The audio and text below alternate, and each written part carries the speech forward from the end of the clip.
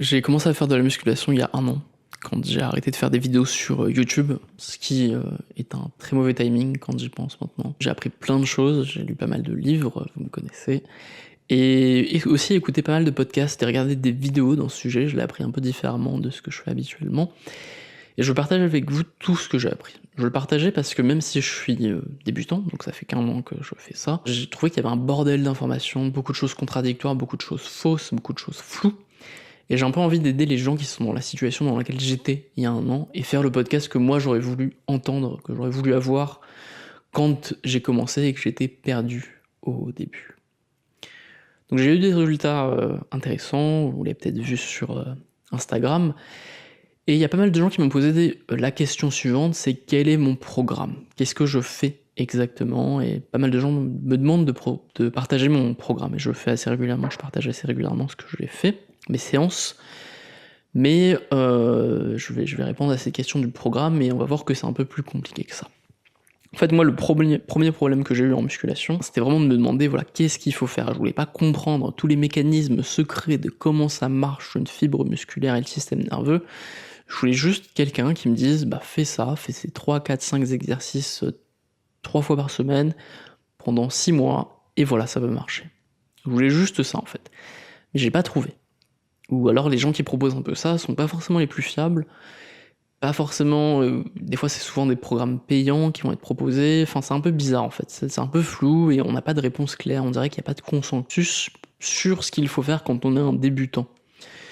Comme si les gens avaient pas le courage de juste proposer un truc, et je comprenais pas ça, et je voulais un peu vous expliquer pourquoi c'est aussi le bordel, et pourquoi en fait il faut pas chercher un programme quand on est débutant.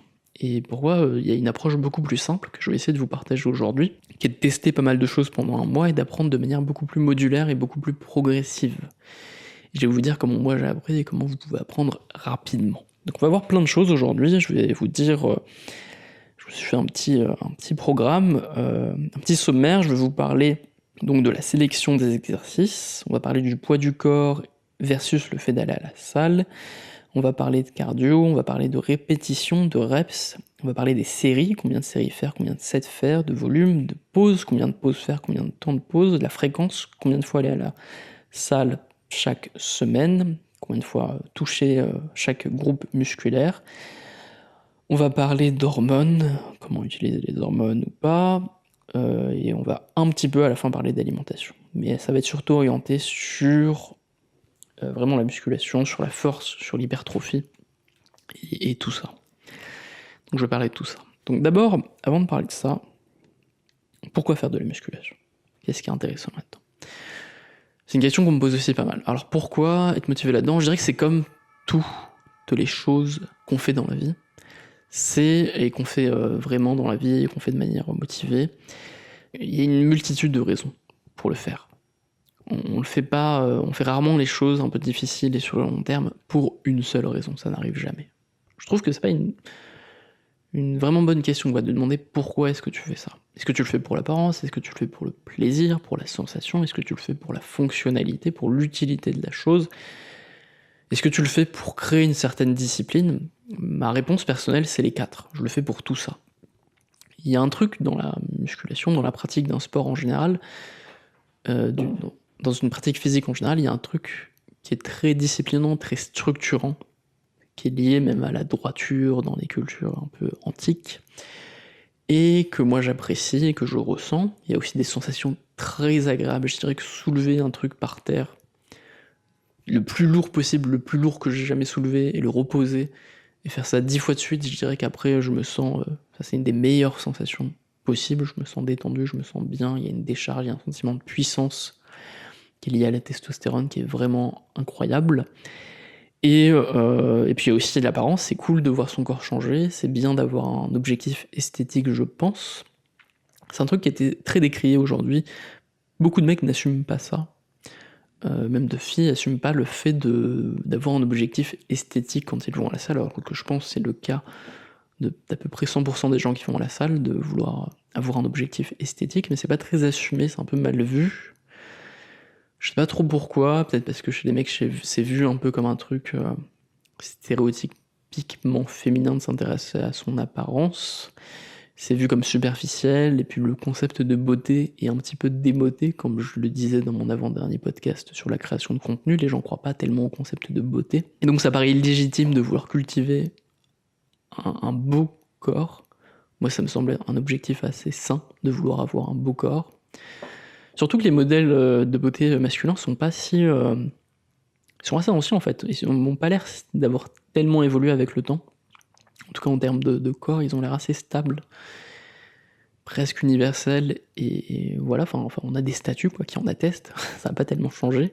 Et voilà, ça me semble pas totalement illégitime d'avoir un objectif de beauté, un objectif esthétique, ça me semble pas absurde, ça fait partie de mes objectifs aussi. Puis il y a un aspect force aussi évident, c'est bien de pouvoir soulever un truc lourd, d'être plus à l'aise dans son corps, de développer ses capacités, et c'est bien aussi quand on pratique un sport à côté.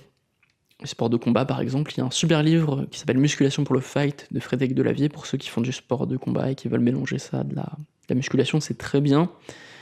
Si vous faites du jiu-jitsu brésilien aussi, ou même je pense que c'est applicable pour tous les sports de combat et que vous faites de la musculation aussi, regardez une vidéo de Mike Israetel là-dessus, je mettrai le lien en dessous. Il y a pas mal, il y a des bonnes ressources quoi, pour mêler des sports et de la musculation en général. Ce qui me permet de parler d'un autre sujet qui est beaucoup de mauvaises conceptions qu'on a sur la musculation, sur la salle.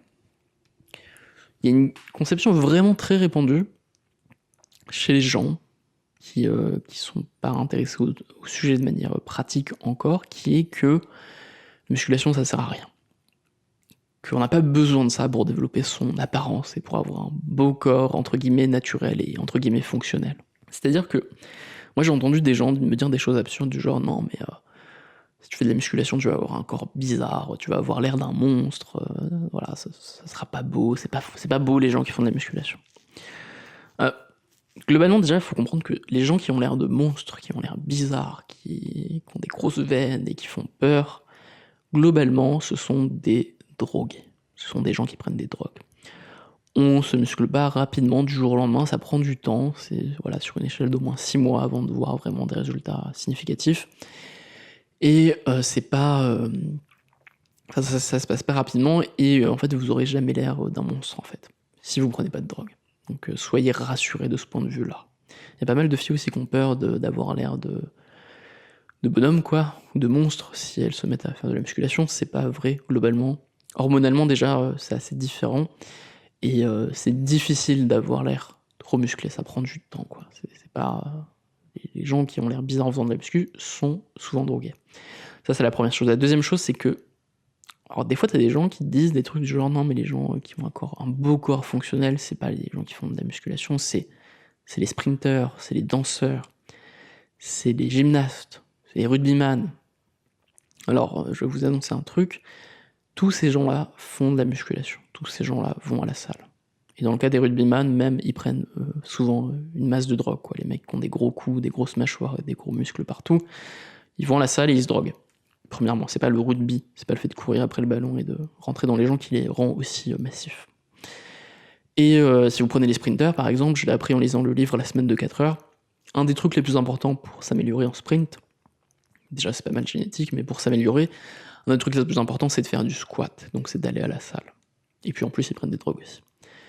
Les danseurs qui sont très musclés parce qu'ils dansent, ça n'existe pas. Ils font plein d'autres choses à côté qui leur permettent de développer leur musculation.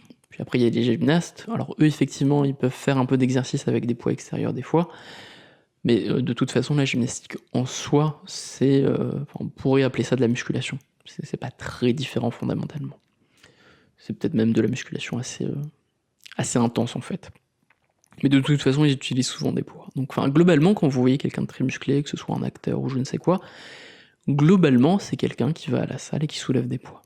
Faut bien vous dire ça. Les gens n'ont pas intérêt à le dire, tout comme les gens n'ont pas intérêt à dire qu'ils sont maquillés, qu'ils font de la chirurgie esthétique ou qu'ils prennent des drogues pour je sais pas quoi. Les gens n'ont pas intérêt à vous dire forcément qu'ils vont à la salle régulièrement. C'est bien de cacher ça et de donner une apparence un petit peu naturelle, mais faut sortir en fait de ces conceptions-là que la muscu ça donne un corps qui n'est pas naturel. Alors que faire du foot et je sais pas trop quel sport en général, ça va donner un corps très esthétique, très naturel, très fonctionnel, etc. C'est une fausse opposition en vérité.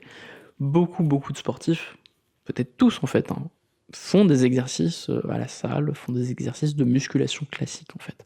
Et souvent c'est responsable de leur apparence. Ensuite, ce qu'il faut savoir aussi, une autre mauvaise conception à laquelle moi je croyais un peu aussi quand je commençais, c'est la question du poids du corps, des exercices de poids du corps. Ça, c'est un gros truc, je veux le traiter d'abord avant de vous donner vraiment des conseils sur le programme, etc. Il y a des gens qui pensent vraiment que si vous faites des exercices de poids du corps, vous aurez un corps plus naturel et plus fonctionnel. Ces deux choses sont fausses. En vérité, déjà, c'est pas plus fonctionnel de faire des dips, c'est-à-dire d'avoir 2 barres latérales sur le côté et d'avoir rien en dessous de vous et de soulever, de descendre votre corps. C'est pas naturel du tout, c'est pas fonctionnel du tout. Je vois pas à quelle fonction ça correspond, à part de faire des dips. C'est pas en tout cas plus fonctionnel, plus naturel que de soulever un truc super lourd par terre. Ça s'appelle le deadlift, le soulevé de terre. Et donc ça, c'est de la musculation en salle. Et c'est pas... Enfin, c'est naturel en fait, c'est fonctionnel, c'est naturel, c'est utile. Et ça, c'est très efficace aussi en termes d'hypertrophie et d'apparence. Et donc l'opposition naturelle-fonctionnelle, elle a pas beaucoup de sens.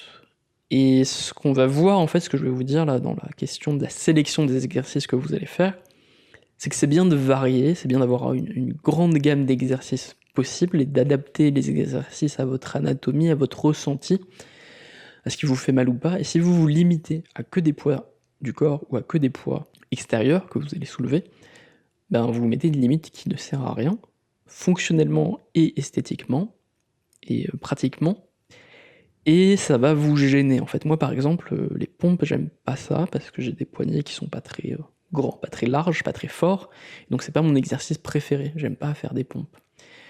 Et c'est bien que j'ai d'autres types d'exercices, qui vont moins appuyer sur les poignets, et je suis content de pas être que sur le poids du corps. Comme je suis content de pas être que sur les poids extérieurs, parce que, par exemple, tout le monde qui fait de la musculation va faire des tractions, parce que c'est un super exercice, c'est dangereux pour à peu près personne anatomiquement je pense, c'est un truc assez efficace pour le dos, pour les bras, etc.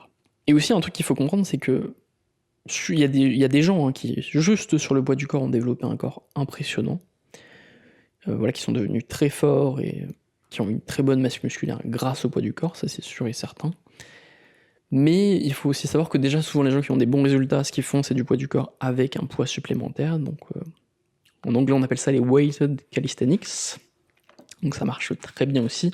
Alors est-ce que c'est du poids du corps, est-ce que c'est du poids extérieur, ben on sait pas, c'est entre les deux, mais bon ça marche très bien aussi. Alors après il y a la méthode de l'art, il y a la théorie de la méthode de la fée, qu'on n'a pas besoin de poids extérieur et qu'on peut très bien se développer juste avec son poids du corps, en faisant des exercices un petit peu différents, un peu variés, en changeant un peu les angles, et en augmentant un peu l'intensité pour se développer musculairement. Cette théorie-là, cette hypothèse-là, elle correspond pas au modèle scientifique actuel, qui disent que ce qu'il faut, c'est pas l'intensité. Ce qui correspond plutôt au modèle scientifique actuel, c'est qu'il faut soulever de plus en plus lourd, ça on le sait de manière certaine, et qu'il faut augmenter aussi le volume.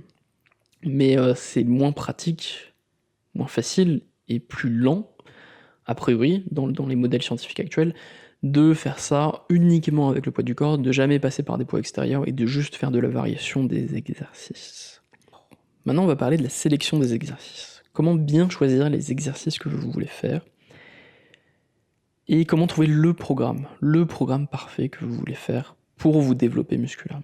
Alors, avant de parler de ça, il faut bien comprendre qu'il y a 2 angles différents, vraiment opposés, voire 3, en matière de musculation. Vous pouvez avoir plein d'objectifs différents. Vous pouvez avoir l'objectif donc de l'apparence, d'avoir des plus gros muscles, plus larges, donc l'esthétique. Vous pouvez avoir l'objectif d'être plus fort, de soulever juste des choses plus lourdes. Quand on parle de force en musculation, c'est un sens précis, c'est de soulever quelque chose de lourd, de plus lourd. Et puis il y a aussi des objectifs qui peuvent être d'endurance, de pouvoir passer beaucoup de temps à la salle, d'avoir une forte capacité de travail, de volume, et être capable de faire de longues séries, de longues répétitions. Bah, en fait, ce qui est intéressant et ce qui est cool dans le bodybuilding, c'est-à-dire dans l'objectif de l'apparence, c'est que c'est un entre-deux, souvent entre l'endurance et la force. Ce qu'on étudie, ce qu'on observe, c'est que souvent, dans le choix du nombre de répétitions qu'on va faire, Donc, je vais préciser ce que c'est exactement les répétitions pour ceux qui ne savent pas après. Mais dans le choix du nombre de répétitions qu'on va faire, souvent ça va être bien d'en faire 10 quand on veut un objectif d'hypertrophie. L'hypertrophie, c'est d'avoir une plus grande apparence, des plus gros muscles. Donc quand on est dans un objectif d'hypertrophie, c'est bien de faire 10 répétitions. Quand on est dans un objectif d'endurance, c'est bien de faire beaucoup de répétitions, genre 20, 30, 40, 50. Quand on est dans un objectif de force, c'est bien de faire 3 répétitions. Donc vous voyez que l'hypertrophie, 10 répétitions, l'apparence, c'est un entre-deux assez intéressant. Et ce qu'on observe aussi, ce qu'on apprend aussi, c'est que pour se développer hypertrophiquement en apparence musculaire, c'est bien de varier, de faire de temps en temps de la force et de tendre de temps en temps vers l'endurance. C'est-à-dire de parfois faire 3 répétitions d'un exercice, vous soulevez 3 fois un truc qui est par terre et qui est très lourd, et de temps en temps faire l'inverse, c'est-à-dire du haut volume, de soulever sur beaucoup de répétitions, genre 30 répétitions, soulever un truc qui est par terre et qui est un peu moins lourd.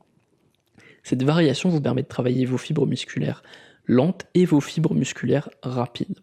Je sais pas comment on dit en français, mais les fast twitch fibers et les slow twitch fibers. Et donc ça vous permet de bien vous développer dans l'ensemble de vos fibres musculaires et d'avoir une meilleure apparence. Et donc c'est bien de savoir ce que vous voulez le plus entraîner. Si vous êtes plus dans l'utilité de la musculation pour un autre sport, souvent ça va être plutôt la force, ou alors l'endurance si vous êtes dans des sports plutôt où vous avez besoin d'endurance, justement, de tenir sur le long terme. Et en fait, il faut comprendre que la force, l'entraînement de force pure, 1 ou 2 répétitions par exemple, d'un truc très très lourd, fondamentalement, c'est pas vraiment un entraînement musculaire, c'est plus un entraînement de vos nerfs, un entraînement nerveux. Et donc ça va vous coûter en fatigue et en dépenses nerveuses en fait. Et moi je trouve ça intéressant d'être dans un objectif du coup plutôt d'hypertrophie, de bodybuilding, parce que ça permet d'être dans un entre-deux et de faire un petit peu de force, un petit peu d'endurance et de varier un peu. Après il faut comprendre que de toute façon quand on est débutant, tout ça c'est un peu la même chose. Vous pourriez faire un peu n'importe quoi quand vous êtes débutant, vous allez vous développer musculairement, donc il n'y a pas tant besoin de se prendre la tête que ça. Mais je vais revenir un peu sur les reps un petit peu après et vous dire pourquoi c'est facile d'évoluer là-dessus. D'abord je veux parler donc de la sélection des exercices. Enfin, quel programme suivre? Qu'est-ce que vous devez faire comme exercice en fait? Ensuite on va voir combien de fois les faire et de quelle manière. Alors ce qu'il faut comprendre en matière de sélection d'exercices, c'est que il n'y a pas de réponse universelle. En fait, il y a, quand on commence, donc on cherche absolument le programme parfait qui est valable pour les débutants, mais c'est pas possible, on le trouve pas, parce qu'en fait on est anatomiquement tous très différents. Il y a des choses qui nous font mal ou pas, il y a des choses qui sont efficaces ou pas. Si vous êtes très grand par exemple, faire du soulevé de terre, c'est pas la même chose que si vous êtes petit.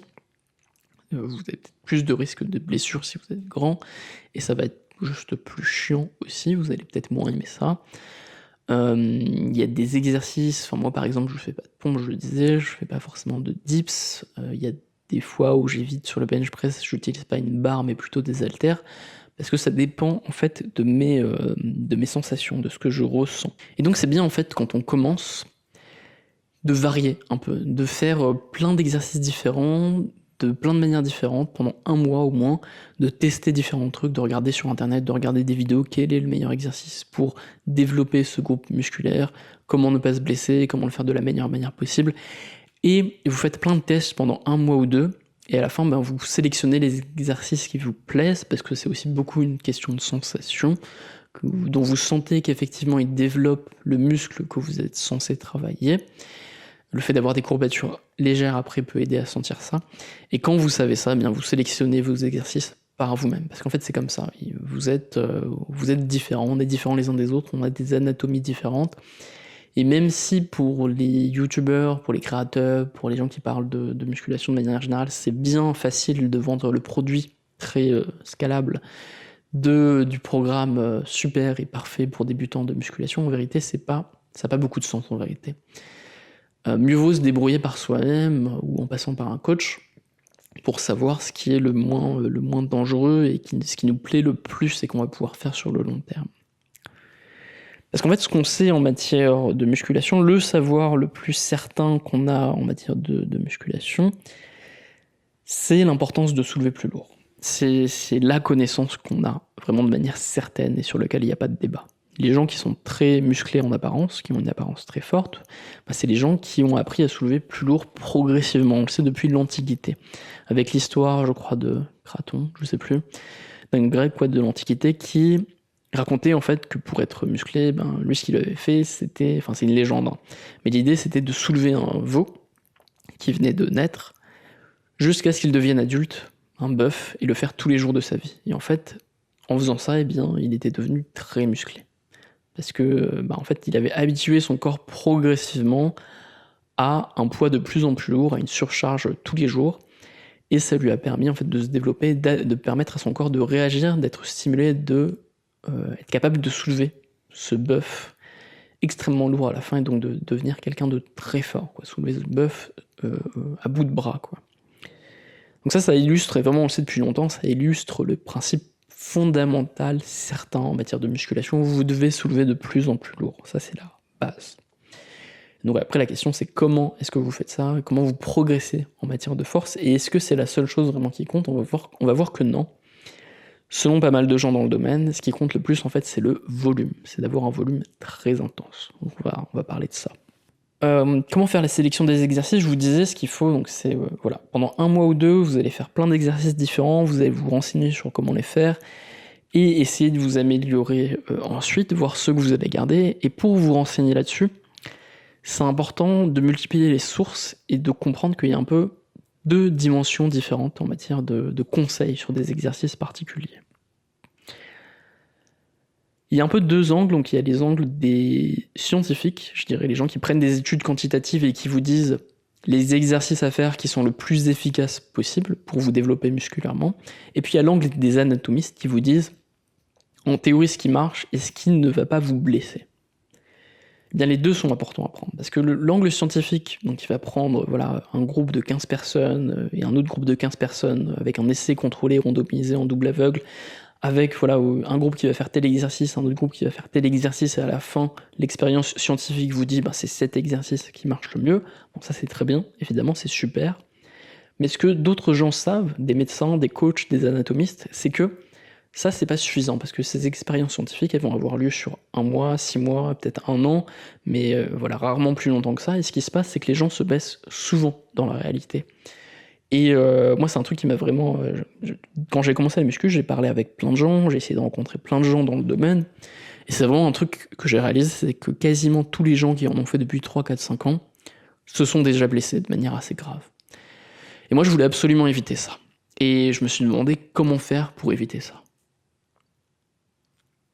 Je pense qu'une bonne manière de faire, c'est de pas se concentrer de pas se contenter de ces savoirs scientifiques quantitatifs, mais aussi aller voir les anatomistes, les médecins, les coachs, qui vont plutôt dire, pas forcément en se basant sur des expériences scientifiques, parce qu'il y en a peu là-dessus, mais qui vont se baser sur leur coaching, sur le long terme, sur leurs clients, sur leur expérience et leur connaissance du corps humain, pour vous dire, ça c'est un mauvais exercice, ça va vous faire mal, ça faut pas le faire sur le long terme, et vous devez éviter ça et ça.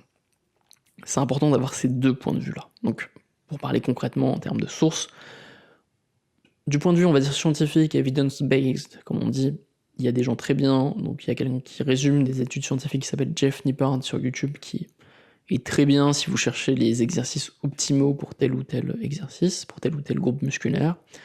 Moi j'écoute beaucoup aussi Mike Israetel et Eric Helms, qui sont en fait vraiment des scientifiques qui font de la recherche eux-mêmes et qui s'expriment eux-mêmes dans des podcasts. Donc Eric Helms et Mike Israetel, qui sont aussi très bien, qui sont dans cette approche evidence-based et optimale autant que possible sur le développement musculaire. Après, c'est bien d'écouter d'autres gens aussi comme Atlian X, qui est médecin, je crois, physicien, et physiciste.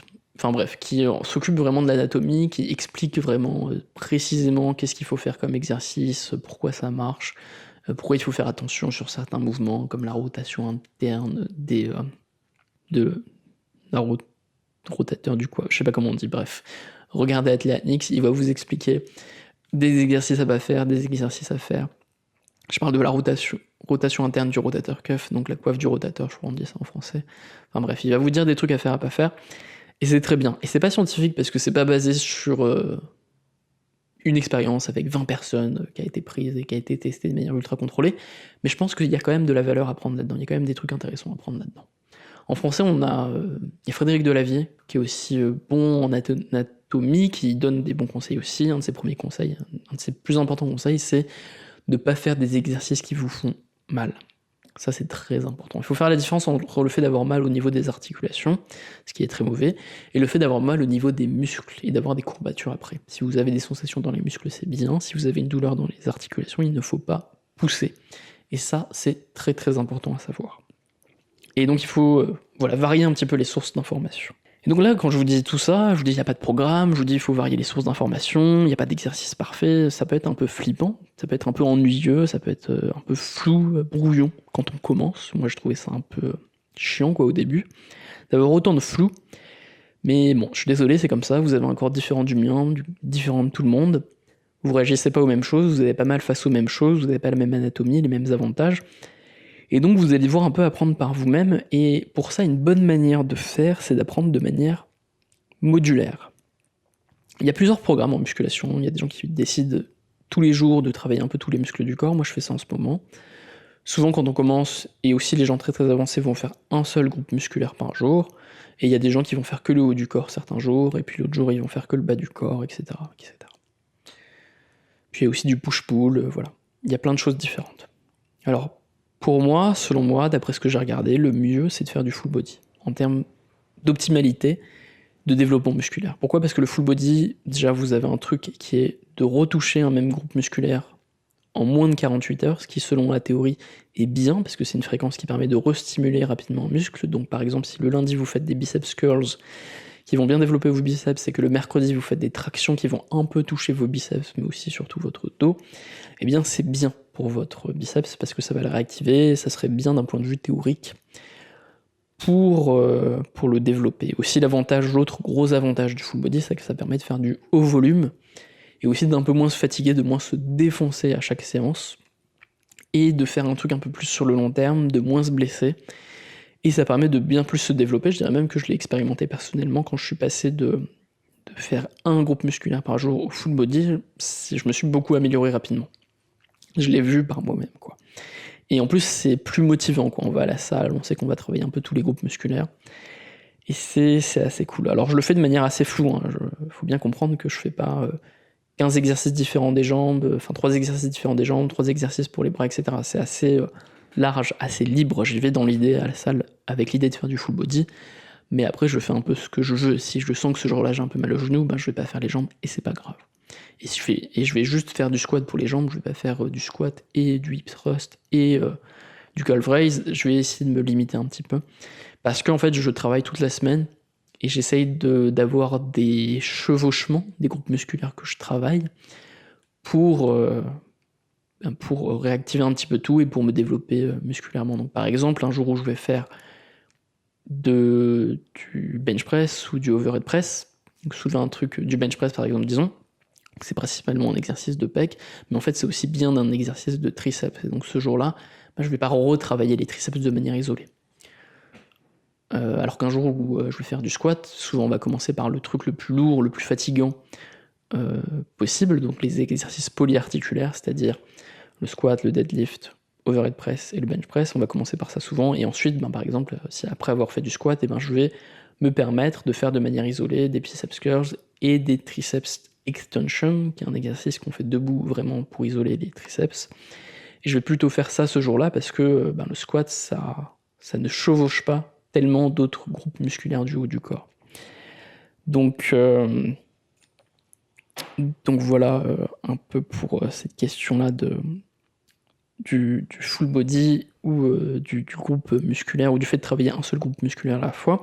C'est plus efficace de faire du full body selon moi, en tout cas en théorie, et selon mon expérience perso et selon les expériences qui ont été faites. C'est aussi moins blessant, je pense aussi.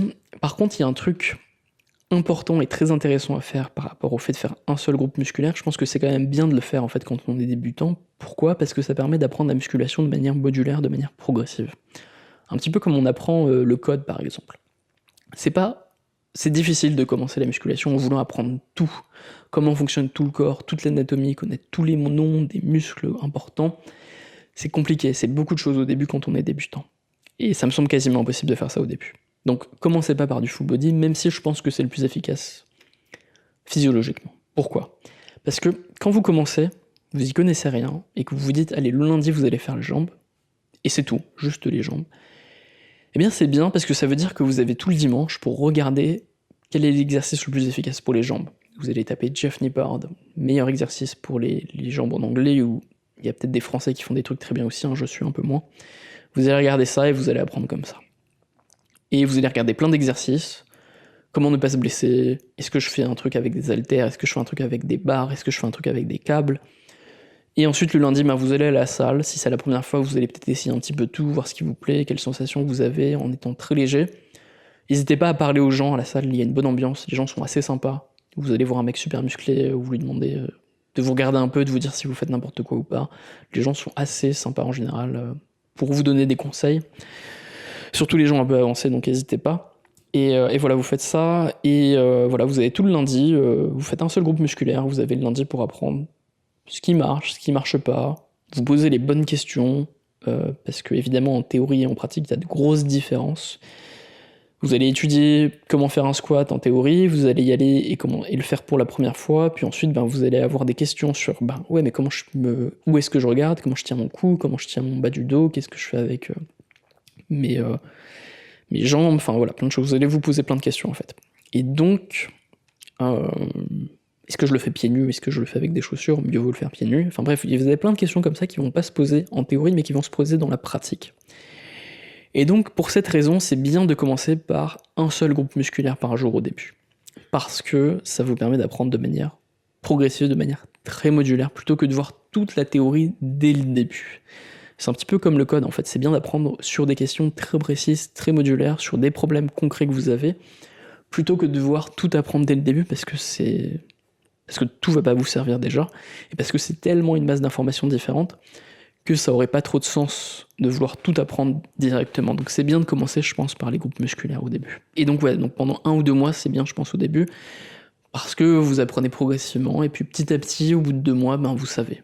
Vous savez c'est quoi les bons exercices que vous aimez bien, qui vous font pas mal, qui sont très efficaces aussi scientifiquement, et vous avez eu le temps de vous renseigner, et donc vous allez choisir ce que vous faites au niveau de vos jambes. Est-ce que le squat c'est bien pour vous? Est-ce que vous allez faire du leg curl plus tôt? Et voilà, ce qui vous plaît aussi en termes de sensations, parce que c'est important sur le long terme pour être motivé.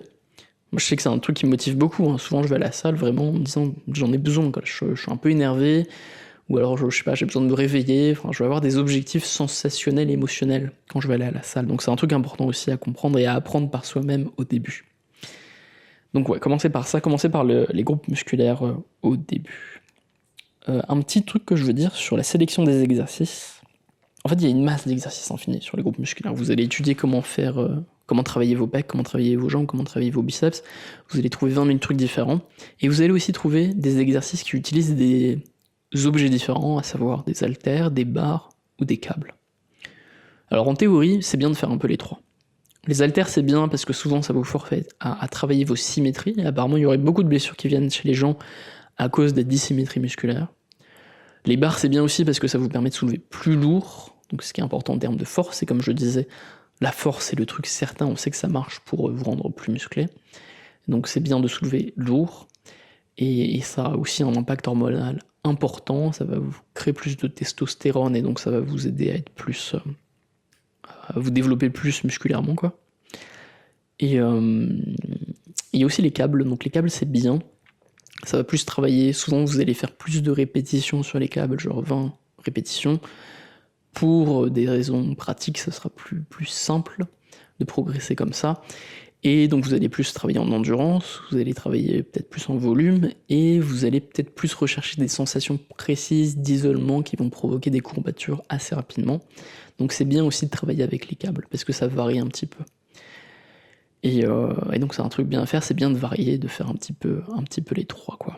Et après voilà, c'est une question de sensation aussi. Moi par exemple, je vous le disais, il y a des exercices que je peux pas faire, par exemple le bench press, je le fais jamais avec la barre parce que je sens que sur mes épaules ça fait un truc bizarre, et dès que je soulève un peu lourd, j'aime pas ça, ça me fait mal, donc je le fais que avec des haltères. Et c'est très bien, ça isole un peu plus les pectoraux, et voilà, ça me va très bien. Je sais aussi que par exemple si je veux travailler mes biceps, c'est très efficace de faire un triceps extension, donc de soulever un truc au-dessus de ma tête en mode petit peu comme un marteau, quoi. Mais par contre, ça peut me provoquer des petites douleurs au niveau du coude des fois. Alors que si je vais utiliser un câble et faire des triceps push-down, on appelle ça, avec un câble, et ben je vais bien sentir que je travaille mes triceps, mais en même temps ça va pas me faire mal au coude. Et donc là après il y a une théorie, c'est que on peut augmenter sa musculation, donc pas seulement avec la force et le fait de soulever plus lourd, mais aussi avec le fait de se faire mal entre guillemets, on appelle ça les métabolites, j'imagine. Et donc les métabolites, c'est l'idée de pousser à bout en fait. Vous allez soulever vous allez soulever des petits poids au maximum, de manière à vous faire mal entre guillemets au niveau des muscles. Et en fait ça aurait un impact sur votre développement musculaire. Mais c'est pas l'impact principal. Ce serait, selon Mike Israetel, je crois, quelque chose comme 20% de votre développement musculaire. Et bon, ça dépend de votre génétique, on va en reparler après. Mais le plus important, ça reste de soulever lourd. Mais c'est bien d'avoir des exercices aussi des fois, donc un peu plus sur des câbles, ou un peu plus sur des petits poids, où vous allez travailler les métabolites et essayer de vous défoncer un petit peu entre guillemets sur un groupe musculaire. Avant de parler de tout ça, avant de parler de la théorie de comment ça marche la musculation, etc., du volume, des métabolites, etc., je veux revenir d'abord un petit peu sur les bases. Sur des bases vraiment, sur qu'est-ce que c'est qu'une répétition, qu'est-ce que c'est qu'une série, combien de répétitions faire, combien de séries faire. C'est un truc que je savais pas au début. Et je vais vous dire les définitions. Donc une rep, c'est une répétition. Donc par exemple, si vous faites du soulevé de terre et que vous avez un truc de 50 kg par terre et que vous le soulevez 10 fois de suite sans faire de pause, vous avez fait une série de 10 répétitions. Si vous soulevez ce truc 10 fois de suite, vous faites une pause de 3 minutes et vous recommencez à le soulever 10 fois de suite, et vous faites une pause de 3 minutes et vous recommencez à le soulever 10 fois de suite, vous avez fait 3 séries de 10 répétitions, avec 3 minutes de pause. Alors combien de séries faire, combien de répétitions faire, combien de pauses faire? Commençons par les répétitions, je l'ai déjà évoqué tout à l'heure je crois. En bodybuilding, on se centre en général, le consensus c'est un peu de tourner autour de 10 répétitions. En entraînement de force, si vous voulez juste soulever plus lourd dans votre vie, vous allez vous concentrer sur 3-4 répétitions, ou 2 répétitions même. En endurance, vous allez plus viser du 10-20 répétitions. Alors le truc c'est que toutes ces gammes de répétitions en fait vous développent musculairement et en apparence, surtout quand vous êtes débutant. Et en fait ce qui se passe c'est que c'est bien aussi d'un point de vue purement hypertrophique, d'un point de vue développement musculaire d'apparence, c'est bien aussi de varier un peu, de faire des courtes répétitions et des longues répétitions. Faire 3 répétitions ou alors en faire 20. Et en fait ce qui est bien c'est que ça se passe naturellement. Si vous soulevez 50 kg actuellement sur 3 séries de 10 par exemple, en soulevé de terre, et que vous voulez passer à 55 kg ou 60 kg, bah, qu'est-ce que vous allez faire? Vous n'allez pas le faire directement. Vous n'allez pas faire directement 3 séries de 10 répétitions à 60 kg, c'est pas possible. Vous allez peut-être faire 3 séries de 7 répétitions, puis 5 répétitions, puis 3 répétitions, naturellement. Parce qu'au début ça va être dur. Et puis vous allez monter petit à petit. Et puis après, vous arrivez à faire 10 répétitions de 3 séries sur un soulevé de terre à 60 kg, et bien vous allez faire une semaine, puis la semaine d'après vous allez faire la même chose, mais vous allez ajouter 3, 4, 5 répétitions en plus à chaque fois.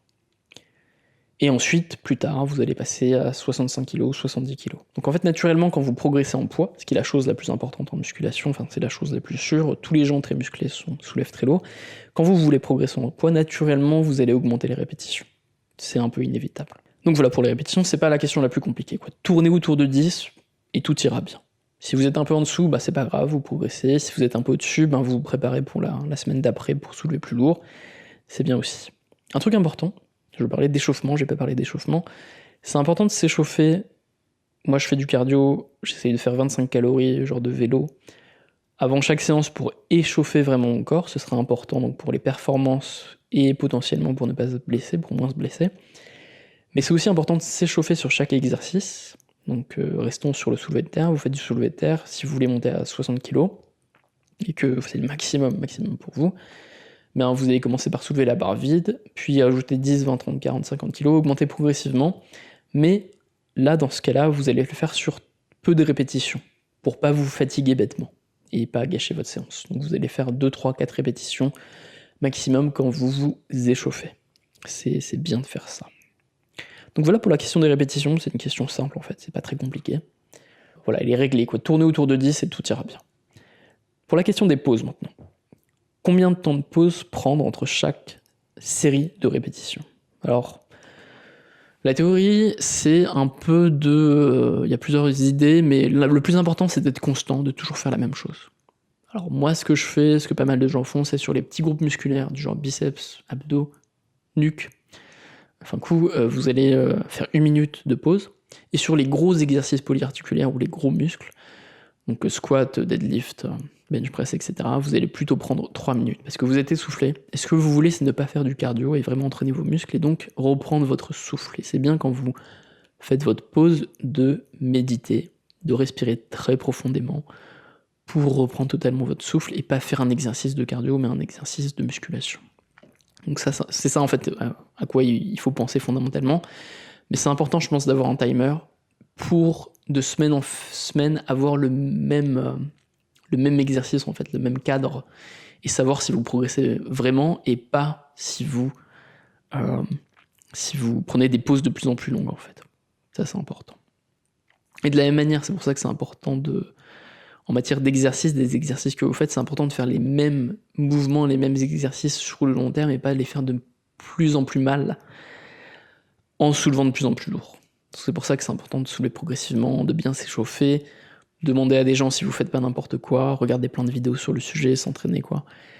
Et de faire le même exercice pour vraiment augmenter sur ce qui est important, c'est-à-dire le poids et le volume. Donc voilà pour les pauses et les répétitions, c'est pas très compliqué. Maintenant sur les séries. Sur les séries, c'est une question un peu plus complexe. Et je vous ai dit, le poids c'est le truc le plus important, mais en fait il y a un autre truc très très important et qui est même central selon le docteur Mike Israetel. Encore une fois, je vous invite à regarder ses vidéos si vous parlez anglais. C'est d'augmenter le volume. Selon lui, pour la plupart des gens, d'après la science, d'après le consensus qu'on a, d'après les expériences qu'on observe, c'est ça le plus important, c'est d'augmenter le volume. Si vous vous concentrez que sur le fait d'augmenter le poids, vous allez vous muscler, vous aurez une meilleure apparence, vous allez être plus fort, c'est sûr et certain, mais ce n'est pas optimal. Et vous allez peut-être même plus vous blesser. Et vous allez peut-être faire des efforts inutiles. Ce qu'il dit, lui, c'est donc sur un mésocycle, c'est-à-dire 1 mois et demi, plutôt 1 mois et demi, eh bien vous allez procéder de la manière suivante, pour chaque exercice. Donc, par exemple, vous faites toutes les semaines, vous faites 1 fois du squat. La première semaine, ce que vous allez faire, imaginons, c'est 2 séries avec 100 kg, disons que vous êtes capable de soulever 100 kg. Qu'est-ce que vous faites la semaine prochaine? Voilà, vous avez réussi à faire 2 séries de 10, imaginons. Qu'est-ce que vous faites la semaine prochaine?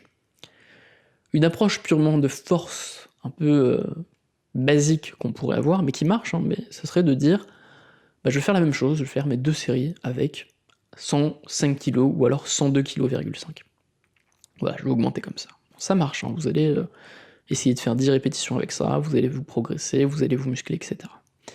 Mais d'après le docteur Mike Israetel, ce n'est pas optimal. La meilleure chose que vous devriez faire pour progresser, c'est que la semaine d'après, vous allez faire 3 séries de 100 kg. C'est-à-dire que vous progressez en volume. Et la semaine d'après, vous faites 4 séries de 100 kg. Et la semaine d'après, vous faites 5 séries de 100 kg.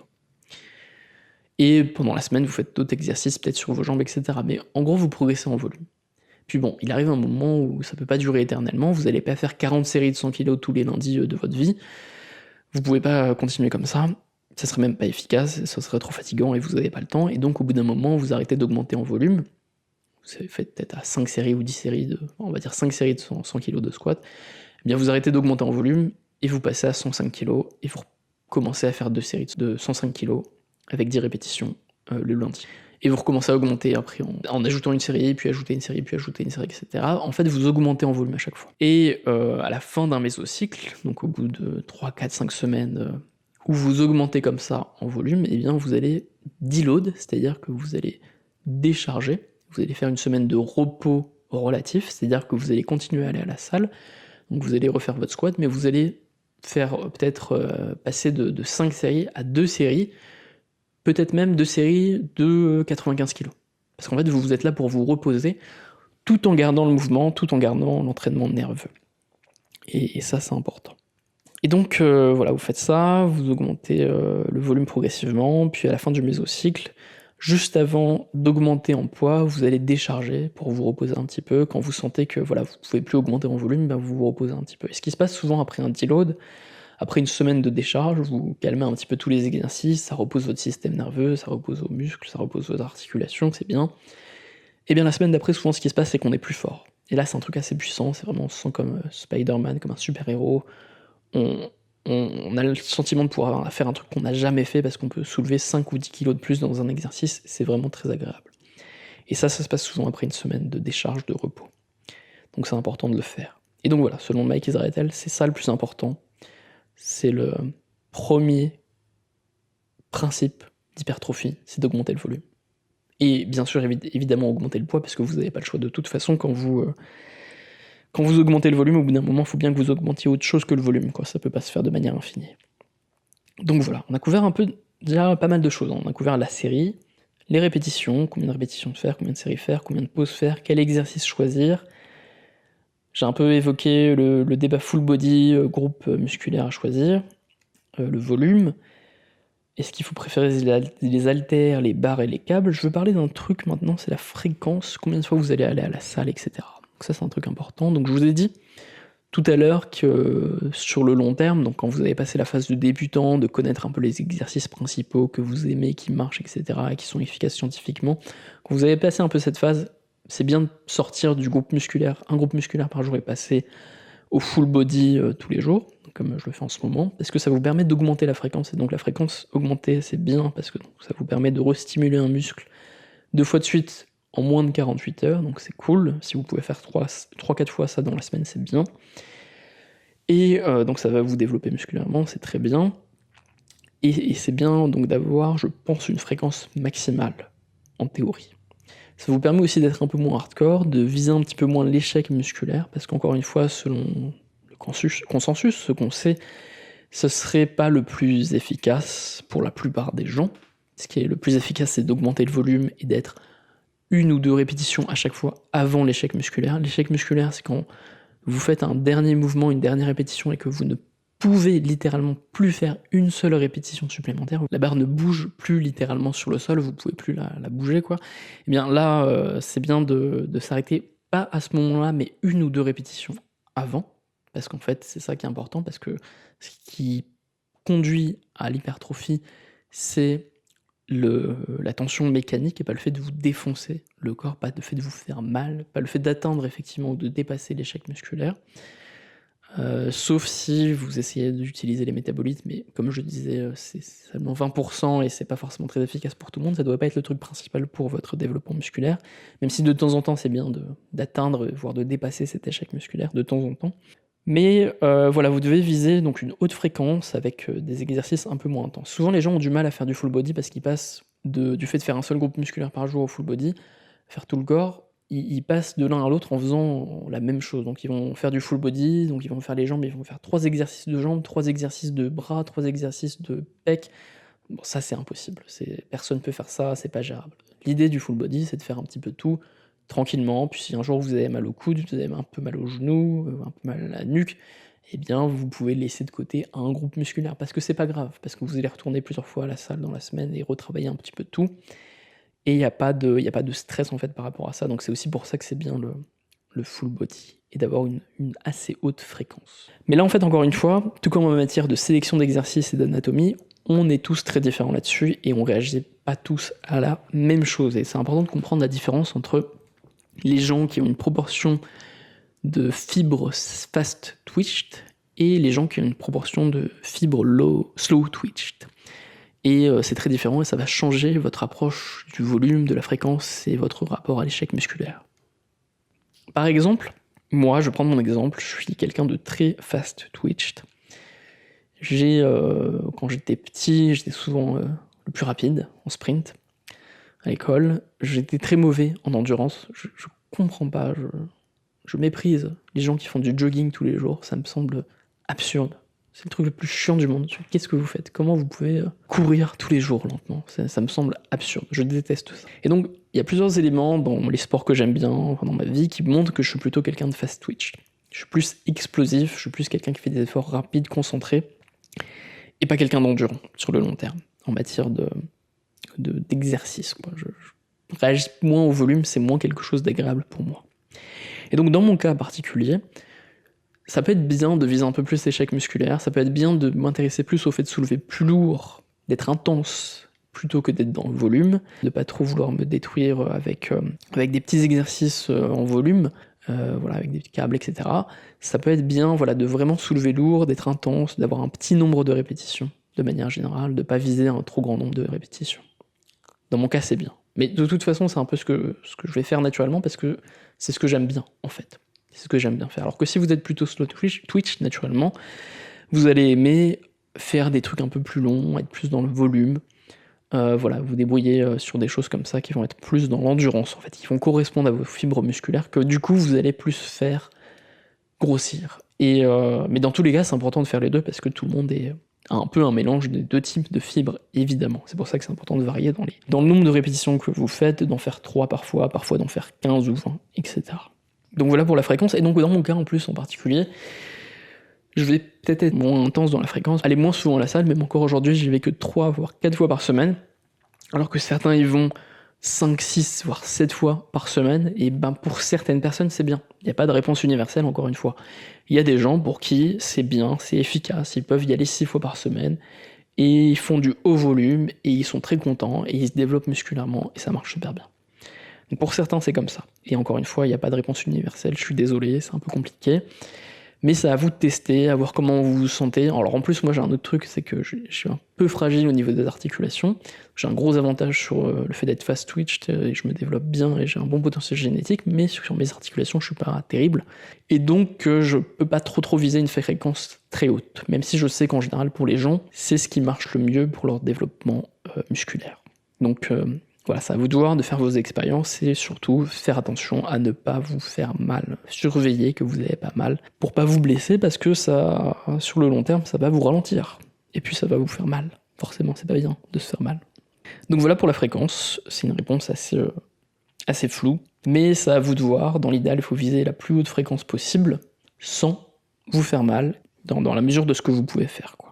Donc voilà, j'ai couvert pas mal de choses. Un petit truc que je voulais dire, c'est sur les hormones, sur le fait de faire du full body, de travailler plus ou moins les jambes, etc. Il y a pas mal de mecs qui travaillent pas du tout les jambes. Alors moi j'y travaille pas mal, alors qu'elles sont déjà développées et que j'ai un point fort là-dessus et que je m'en fous esthétiquement par rapport à ça, mais je le fais pour des raisons de sensation, parce que je trouve ça beaucoup plus agréable que tout le reste. Après on se sent bien, quoi. Il y a vraiment cette grosse décharge de testostérone, peut-être parce que c'est un gros muscle, etc. Donc c'est un truc agréable à faire. Il y a une théorie qui circule qui est fausse. Il y a une hypothèse en fait qui est que travailler le bas du corps et les gros muscles, et en raison de la décharge hormonale que ça produit, ça permet de développer plus le haut du corps. C'est faux en fait, c'est une hypothèse, c'est une théorie vieille, mais quand on le fait en laboratoire, dans une expérience, on prend 10 personnes, je sais pas combien c'était, mais il y a eu 2 expériences intéressantes là-dessus, je crois, ou 3, on prend 10 personnes qui font des exercices de bas du corps, des squats, etc., et des exercices de haut du corps, et un autre groupe de 10 personnes qui fait les mêmes exercices de haut du corps exactement, mais aucun exercice de bas du corps. À la fin de l'expérience, les gens qui ont fait que le haut du corps et les gens qui ont fait le bas du corps et le haut du corps ont exactement le même développement musculaire, ou à quelques pourcents près, le même développement musculaire sur le haut du corps. Ce qui veut dire que cette théorie que si vous faites le bas du corps, ça va créer des grosses hormones qui vont vous aider pour tout votre corps, c'est pas vrai, c'est pas vérifié en pratique, c'était juste une hypothèse, une théorie qui pouvait sembler valable, mais qui est fausse. Et même dans la réalité, je dirais même que c'est l'inverse, parce que du coup, quand vous allez faire des gros exercices lourds avec votre bas du corps, ça va vous fatiguer, ça va vous prendre sur votre système nerveux, et quand vous n'êtes pas dans une expérience scientifique en laboratoire, vous n'allez pas faire exactement les mêmes exercices sur le haut du corps. Vous allez en faire moins, parce que vous êtes fatigué, vous avez moins de force, moins d'énergie pour soulever des trucs avec vos bras, parce que vous êtes déjà fatigué avec du squat. Donc voilà, faites attention, quoi. Il y a pas de... faut un peu être capable de lire les résultats scientifiques de cette manière-là, de les comprendre par rapport à la réalité. Et donc voilà, faut voir les choses en matière de coût-bénéfice. Tout ce que vous faites, tous les exercices que vous faites vont vous fatiguer d'une autre manière. Et même si moi, j'ai beaucoup d'addiction, d'intérêt pour les trucs un peu lourds, le deadlift, etc., j'essaye d'un peu le limiter parce que ça a un coût sur le reste de mes exercices, et j'en fais un peu moins maintenant, j'en fais quasiment que tous les 10 jours, et ça me permet de plus travailler des petits trucs comme les triceps extension, ou alors je vais prendre le temps, j'ai l'énergie, je suis pas fatigué, je peux faire des trucs avec la nuque, qui est un muscle qui est très peu travaillé, qui est pourtant très important, fonctionnellement comme esthétiquement, qui est pas assez fait. Ça me permet de travailler mes mollets, enfin des trucs que les gens font pas en général. ou pas trop, parce que du coup j'ai un peu plus d'énergie disponible, et donc faut être conscient de ce coût, du coût en fait de chaque exercice que vous faites pour votre système nerveux aussi. Je vais pas parler de cardio tellement, je peux l'évoquer rapidement. Le cardio. Alors le cardio c'est pareil, ça a un coût, toujours. Alors il y a ce truc vraiment à la mode du HIIT, qui est de dire mieux vaut faire des exercices très très intenses rapidement, pour perdre rapidement des calories, alors c'est plus un exercice, en raison de vouloir perdre du gras en fait. Alors c'est vrai que le HIIT c'est efficace en termes de temps, par contre c'est pas terrible en termes d'impact que ça a sur votre pratique de la musculation, parce que ça va peut-être plus vous blesser, vous courbaturer, ça a un exercice, ça a un impact concurrent sur la musculation. Ce qui est mieux en fait pour la musculation, c'est de marcher beaucoup. Marchez toute la journée autant que possible, quoi. Vous écoutez des livres audio, vous faites des trucs, vous enregistrez des podcasts en marchant, vous faites quelque chose qui va vous dépenser beaucoup de calories lentement au cours de la journée et qui a un très très faible impact sur vous, votre corps, vos articulations, votre muscle, et qui ne gêne pas votre pratique de la musculation. Un truc que j'ai essayé, que je fais plus aujourd'hui, c'est aussi de faire des exercices de muscu cardio. Alors on appelle ça le barbell complex, ou alors le circuit training. C'est le fait de soulever des petits poids de manière intense, rapide, et voilà, faire un truc assez rapide en soulevant voilà, vous allez faire des petits squats légers, ensuite des petites overhead press légers sans faire de pause, et après des petits deadlifts légers sans faire de pause avec des petites haltères. Et donc c'est censé vous faire du cardio, vous faire perdre du gras tout en cultivant votre musculature, parce qu'en fait faire du cardio, si vous courez à fond par exemple, ça peut vous faire perdre du muscle, si vous en avez beaucoup. Si vous êtes débutant, tout le cardio va vous augmenter votre musculation, mais au bout d'un moment ça peut être concurrent.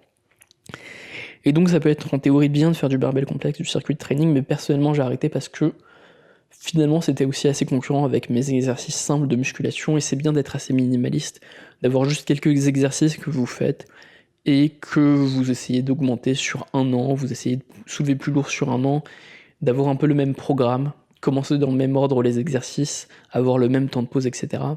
Et avoir du circuit de training, du barbell complexe, etc., c'est un peu compliqué, quoi. Ça met un petit peu de bordel, ça met un peu de chaos, je trouve, dans mon programme.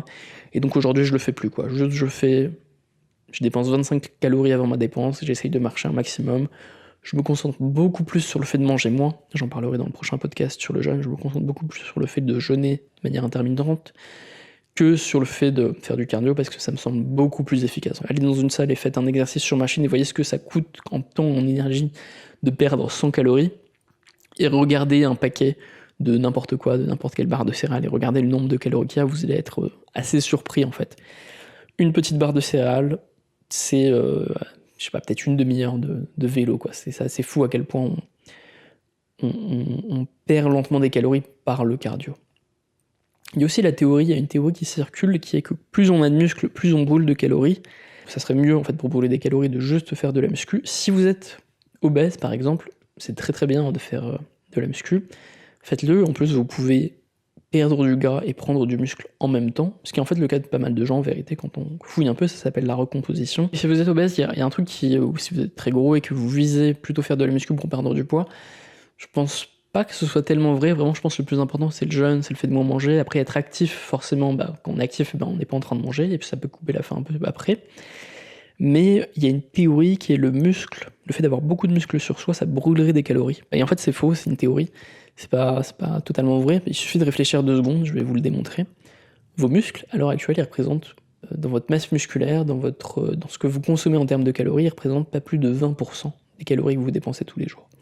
Votre cerveau dépense beaucoup, vos organes dépensent beaucoup, vos muscles dépensent 20% des calories que vous consommez tous les jours. En fait, déjà 20% c'est pas si énorme que ça, mais en fait, si vous développez votre musculature à 5, 10, 20, 30%, c'est déjà énorme en fait, c'est déjà beaucoup.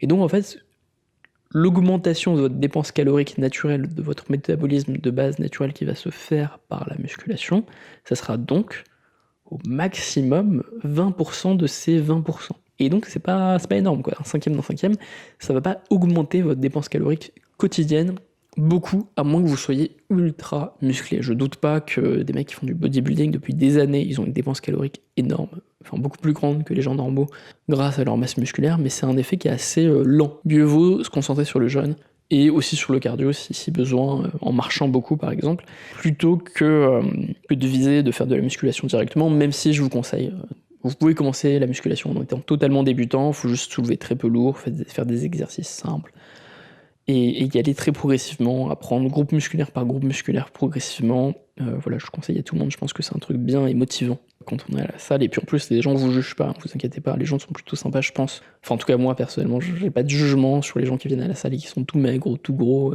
Au contraire, c'est plutôt quelque chose d'assez héroïque. Et puis les gens qui vous jugent, bah vous les emmerdez en fait. Maintenant, je vais pas parler plus d'alimentation parce que je le ferai plus tard. Dans le podcast sur le jeûne, j'orienterai donc un podcast sur le jeûne intermittent où je reparlerai un peu du lien avec le sport, avec la musculation. C'est important d'avoir des pré-workouts, donc moi je pratique la musculation avec le jeûne intermittent. Je vais prendre du café un peu pour être stimulé avant. De temps en temps, je vais un petit peu manger purement des protéines. On peut manger aussi purement des glucides pour me réactiver, me donner de l'énergie sans activer pour autant mon système digestif, donc sans avoir la fatigue qui est liée au fait de manger un repas normal, quoi. Mais bon, j'en reparlerai. C'est tout un domaine hyper intéressant, là, la chrononutrition, mais j'en reparlerai plus tard. Je pense que j'ai couvert tout ce que je voulais dire sur le sujet de la musculation, ça a été assez large. Il y a plein de points précis que je vous invite à apprendre par vous-même, groupe musculaire par musculaire, essayer de comprendre des choses sur votre anatomie. Il y a aussi beaucoup de choses, il faut comprendre que là, tout ce que je vous ai dit, c'est encore une fois beaucoup de théories, c'est des choses qui peuvent changer avec le temps, qui peuvent être remis en cause à mesure que la science avance. Un dernier mot que j'ai pas dit, c'est l'importance de la musculation pour l'intelligence. Souvent on oppose les deux, mais en vérité on sait, notamment par le livre Spark, qui est encore un livre que j'ai résumé sur les 99 livres, ça tombe bien, et donc dans ce livre on apprend que le mouvement c'est extrêmement lié à l'intelligence. Il y a les animaux qui bougent le moins, qui sont le moins en mouvement, sont les moins intelligents, les moins développés. Il y a même des animaux qui, à un moment de leur vie, arrêtent totalement de bouger et à ce moment-là, tout leur système nerveux s'effondre. Et on sait, enfin on l'a observé, que le fait de pratiquer un sport et des mouvements complexes, c'est pour ça que c'est important de varier aussi, et de faire d'autres trucs comme la danse, etc. Ça permet d'augmenter une hormone qui s'appelle la BDNF, et ça, c'est bon en fait pour mieux réfléchir, pour mieux penser, pour mieux se concentrer. Donc dans un point de vue purement cognitif, c'est bien de faire du sport.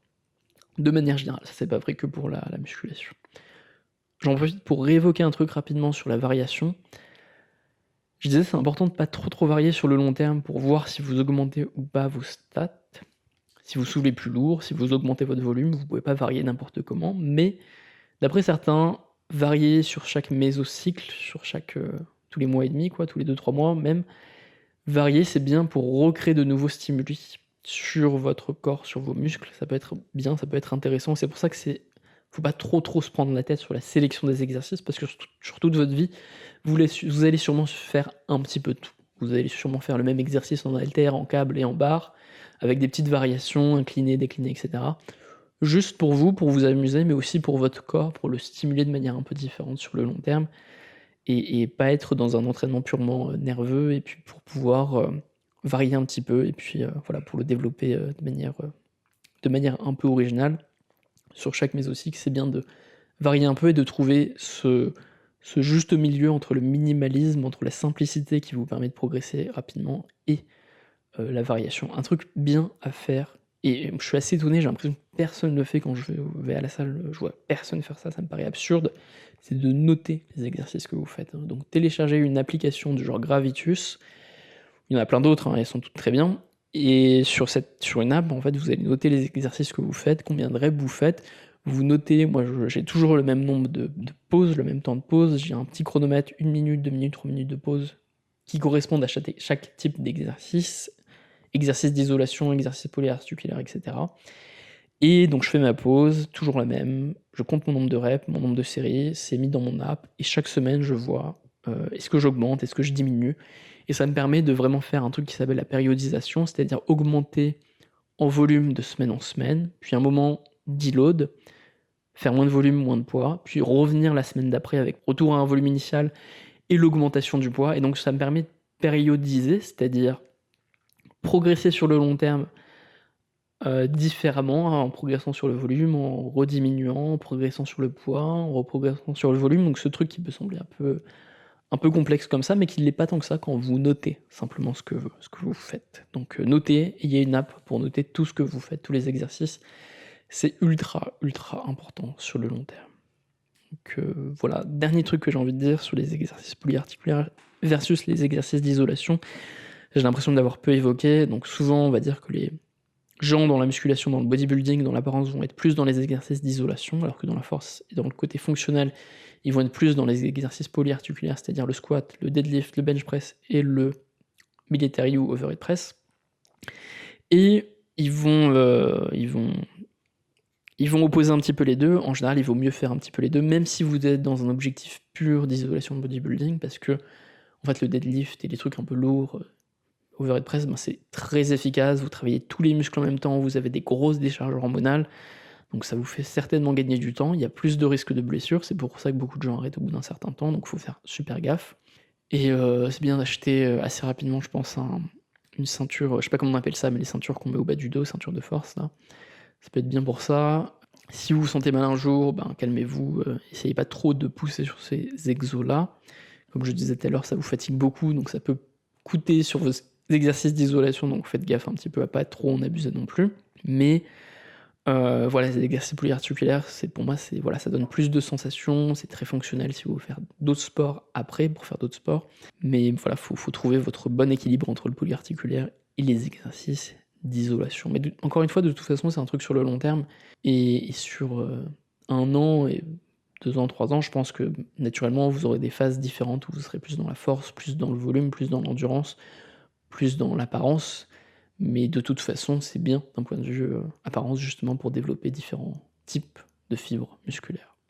Dernier point, je me rends compte que je ne l'ai pas évoqué, c'est la perte des muscles, la perte de muscles sur le long terme, de masse musculaire quand vous arrêtez.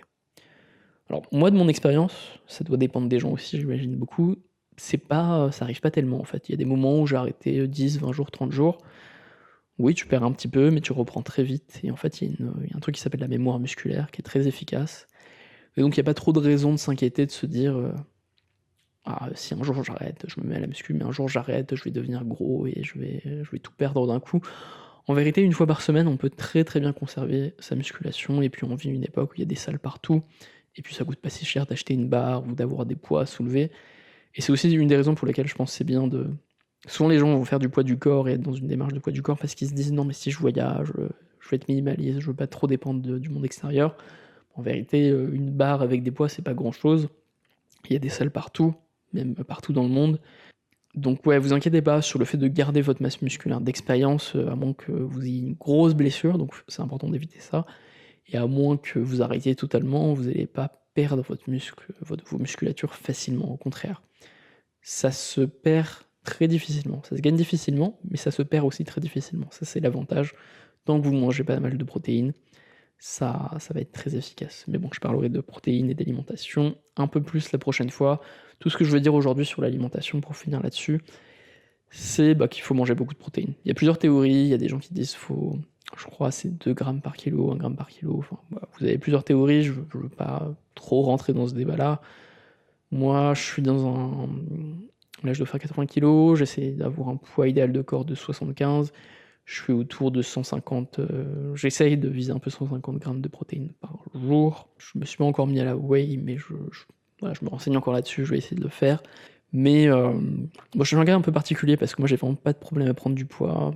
Si je mange juste pas mal de protéines, j'aurais pas de soucis pour prendre en masse musculaire, donc je me prends pas trop la tête. C'est plus j'ai pas trop de conseils à vous donner sur comment prendre de la masse musculaire parce que pour moi c'est vraiment ça se fait tout seul. Pour moi la question c'est plus comment faire pour en perdre, pour perdre du poids, pour jeûner, pour perdre du gras, etc. et pour sécher tout simplement.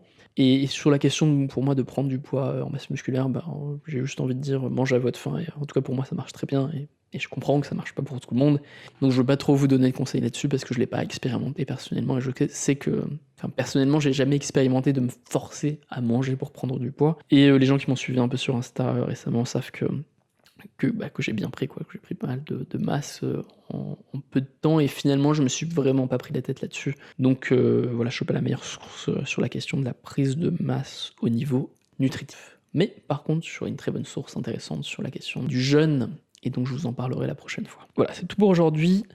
Je sais pas trop quand je vais publier ça. Si vous avez de la chance, vous avez encore accès à 99 livres pour 9 € par mois. Si on n'est pas encore le 16 décembre, si on est le 15, je vais essayer de publier ça assez vite. Sinon, ça sera plus cher. Désolé, ça devrait être 200 €.